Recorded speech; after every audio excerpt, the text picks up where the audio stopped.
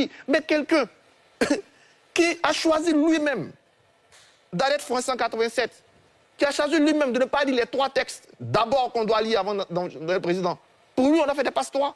Non, mais il faut apprendre aux gens à comprendre que la loi, c'est la loi. Et puis, deuxième chose, on ne peut pas renforcer notre démocratie. Sur ça. On ne peut pas renforcer notre démocratie tout le temps en coulant au pilori la justice. On ne peut pas. Parce que cette façon de créer la justice, ça fait que l'Ivoirien, par définition, il ne va pas perdre de sa justice.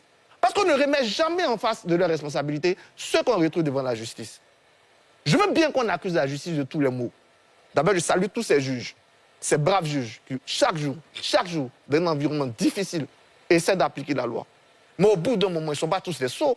Au bout d'un moment, il y a quelques transparents parmi eux. On ne peut pas à chaque fois systématiquement mettre le doigt sur la justice, mais jamais sur les citoyens. On se plaint que les citoyens qui ont le droit de porter plainte vont porter plainte. Pourquoi il y a 100 plaintes? Mais si, c'est tout ça la notion de justice. Et il faut qu'on inculque. Parce que quand vous venez dire la justice aux autres, jusqu'à présent, vous n'avez pas un début de preuve. Et certains vont casser même le soupçon. On récolte ce qu'on sème.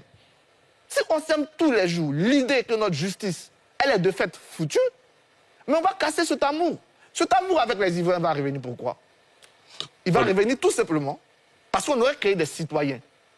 Des citoyens leur disant que la vie politique ne se résume pas à des hommes politiques futiles, géniaux. On vous a bien compris, professeur Banga.